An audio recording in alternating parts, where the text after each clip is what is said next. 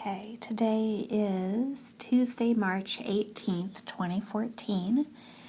And what we were going to do was just start out as our typical session begins with the topic of the day and questions. But as I sat to talk this morning, what came through is that we'd rather just do one question or one topic today, as there seems to be an update to the event that we've talked about previously, and there must be something that you'd like to discuss at length, since this is going to be our only question of the day. So with that, I'll go ahead and turn it over to you, and anything you have to share with us, we'd be very, very grateful. Thank you.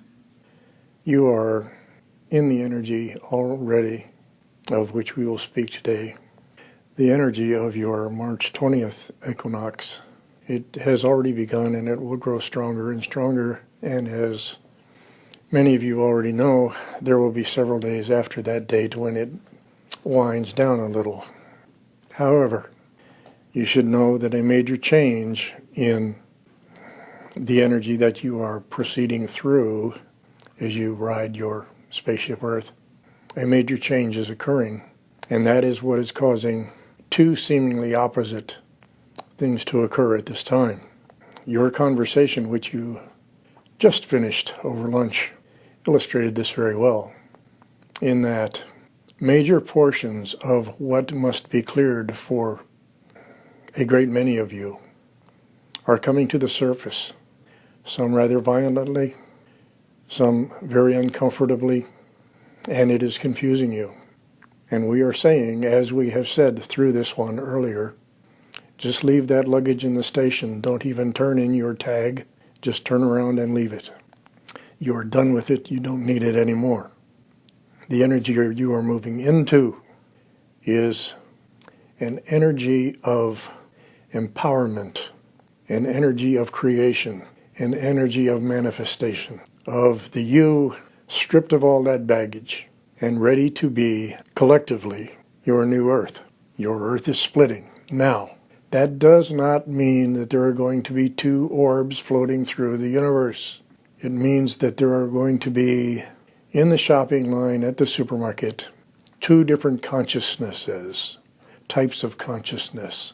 Those who have moved on and those who have not yet moved on. That does not mean that they cannot still catch the train. It means that they are either unaware yet that they can or have decided not to.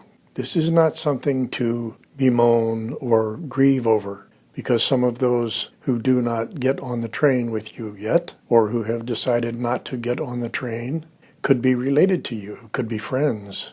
Understand that there is no one who will not eventually end up where you are headed, because eventually even the hardest headed of them will begin to realize that it's really the only way to go. And they will make that decision, and they will have their own, what you call, ascension.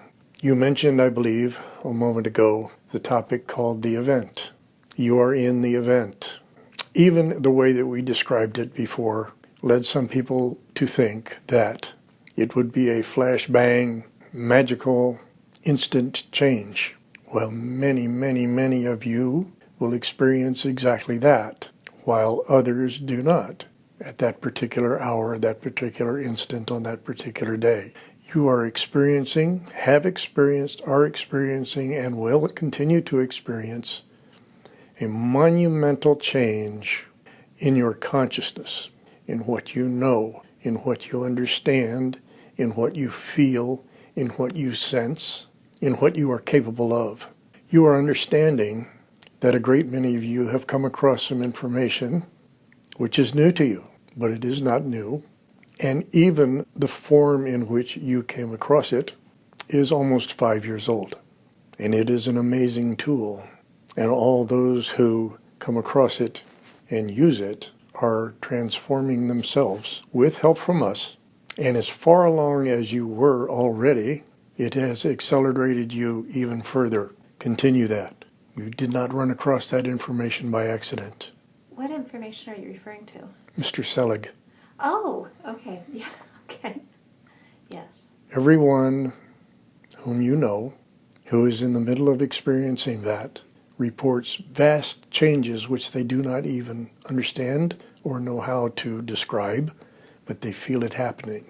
Okay, so can I just stop and interject here? For those who haven't heard of Paul Selig, the channeler and author, what we're referring to are his 3 books that he channeled that, on top of having great depth of information with the written word, also emit a frequency that people are experiencing as vibrations and changes in the body, a shift of their energy as they read that book, correct? It is true that in the continued reading of and use of the information in those books, one is giving permission for us to work with you to make changes which you know are necessary and which you never knew how to make. There are among us those you call guides, teachers and teachers of teachers. Now, and that information in those books are not the only sources of this information where you are today. Those books were channeled and written in English, and they would do no good to someone in Mongolia. That information, in one form or another, is available all over your world. But what we are saying is that as you access it, you are participating in an agreement which you have made with us. Almost we lost the thread of where we were going here, and that is to say that we want you to understand that each of you has at times been the guide, the teacher, and many of us have been where you are. So it is as a team which has always worked together and worked together very well. That is why you are trusted to be where you are when you are. Many of you are very fond of saying, "We are the strongest of the strong. We are the ones we have been waiting for," etc., etc., etc. This is the most important time that your earth has ever proceeded through. And so who but you would we send? Now you may be sitting, as you listen to this, in your home, having just fixed a meal, and you are watching your children play on the floor, and you're wondering, who am I? And we could give many, many, many other examples. And you think, I'm nobody important. Your world would not be the way it is right this moment without you. It would be different without you. That's easy to understand. It takes each and every one of you to make the composite consciousness that is your world today. Even the consciousnesses with whom you do not agree. Even the ones that make you angry. Even the ones that do things that you hate and that you know are not good for the earth. As an example, and not the only example, but a very simple one to explain, as an example of how that works, here is a gentleman who has devoted his entire life to, there are so many examples we could pick, to researching and developing a foodstuff which you call GMO, and which you know is bad for your body and bad for the environment, and he's proud of it. He does not think or believe that he is doing anything wrong, and yet there are millions of you who realize that this is not the best way to provide food. It's not food, it's food stuff. And so you dislike that, and you disagree with it, and you march against it, and you lobby against it, and you petition against it, and you fight it. Would that consciousness that you have developed for the concern for the earth, the concern for humanity, the realizing of the oneness of all, would it have arisen without that counterforce in existence? Eventually, yes. But we are showing you that that gentleman is providing the earth a much-needed service. And there are many examples that we could give which are much more upsetting than that researcher in his office. Each of them goading you, prodding you, pushing you toward the new earth that you want. Because otherwise, you see, there would be a status quo that you would all be happy with. This does not excuse everything that was done. No, no, no. And one of the very important things, very important lessons, which still will have to be learned is that of forgiveness. The first thing, the first reaction that is almost always heard still on your earth is the urge to string them up, prosecute them, jail them, make them pay. We wish to hold up for you now an image of a man who realized that awareness and then forgiveness were the way to proceed.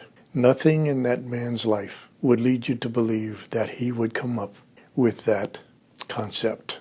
His name was Nelson Mandela, Madiba. He had every reason to continue hating, and yet he did not. And his country was completely rebuilt through reconciliation and learning to forgive. That is what you need to learn. Nobody is saying that no one did.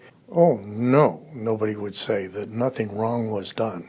Horrible things of which you do not even know are going to be revealed to you. And yet, sooner or later, you will need to learn to forgive. If only in never looking at the truth, never demanding the truth, never demanding that those who take office serve you and not rule you. There is no one on the earth who has not contributed to the consciousness that builds the world that you live in. It has not been thrust upon you. All of those people in office in your country, and we realize that many people listen to this who do not live in the United States of America, but speaking to those of you who do, and in many other countries who have elections, we would say that you did not have to elect those people, but you did. And you certainly did not have to re-elect those people, but you continue to do so over and over and over again. Now, yes, it is true that in many ways you are controlled, but that's only possible because of something you call apathy. It's only possible because reality television is more important than being involved with your government, with your city government at least. This is something else that you are going to have to learn. It is your responsibility to govern yourselves. Now, many of you who are still around, even at your ages, remember being taught that at a very young age, that your freedom came with a responsibility. Unfortunately, it's not taught that well anymore, but it does. The right to vote carries with it the responsibility of knowing what you are voting about and knowing whom you are voting for, and ceasing to vote for them when they do not do what they tell you they will do. Your world is going to go through a violent change, violent in the sense that the condition that it is in today will be quite different in a very short time. Now, it will not seem so short to you. We all know about our past discussions of time and the word soon and the words inevitable and impending and all these other, because for us it's a done thing. Both of your worlds, both of your conditions exist now, in the now. And yet you'll get up in the morning and you'll say, has it changed yet? No, it has not. And yes, it has. Yes, it has, because you have changed. You are at cause. It is the effect. Every effect produces a cause, and every cause produces an effect. You are at cause for the world you will be living in. Each instant, each perception, each idea, each observation, each opinion, each belief produces an effect in you, which is a cause for the world you will live in next. And as we have been at pains to explain recently, every change in you affects everything else in your vicinity, in your world, in your universe, and in the all that is. And there is nothing you can do to change that. Not that you need to or have to or would want to. It's just the way it is. And the taking of the responsibility for that, which some perceive as blame or guilt or I caused this for myself. No, please do not go there. The taking of responsibility for that, the realizing that you are at the cause, is the only way that you can have the power to change it. Because if you are not at cause, then you are saying someone else is. And you are giving the only power to change it to them, the proverbial mythical them that exists out there where they are. No, dear ones, no. You are the cause. You are where the changes come from. Now, you're not the only one, obviously. But then, in our usual way, we will turn around and say, you are the one. Because we are the one. There is only one. There are varying realizations of that. So let me ask then, to kind of bring this all into an end, is as we're in the midst of this event, what suggestions do you have to help us be aware, be mindful, be full of heart, to assist for the highest, greatest good for ourselves and for all? Perhaps what we will say now is a little counterintuitive, but we would say that the only thing you can change, truly, which will make the greatest amount of change, is to change the you, the consciousness that you are. Change, if need be, mistaken beliefs. Now, we will tell you all of you have some of those, some more, some less, but you will have some that you'll find. Change how you react. Change how you act. Change how you speak. Change how you feel. We left the most important one for last. Change how you feel. Because the dynamics are that you are presented with more of how you feel. And you will always be presented with more of how you feel. Your feeling is a reaction. And there are many examples that you can even think up for yourself of being presented with an occurrence and it making one person very happy, one person blasé, another person angry, because they are all bringing different baggage and perceptions and opinions and beliefs to the situation. So those are all presenting to you things which you may or may not want to change. But if you decide to be happy about it, or if you decide at the very least not to be angry about it, if you decide to decide later, you see, all of those are things which you can do, and there are others. You must take control of you. That is freedom, and that is something that cannot be taken from you by anyone else in any way, ever. Did we answer the question? Yeah, I don't know if there really was a question, but no, that helps explain a lot of what so many people are talking about today, lately, and what we're working through right now. So I think that will help. The cause and effect is, and being responsible for your own feelings is a very big lesson, I think, that we took to heart today. So with great love and gratitude, thank you, thank you, thank you for sharing that information with us. We'll get it out as quickly as we can. Thank you.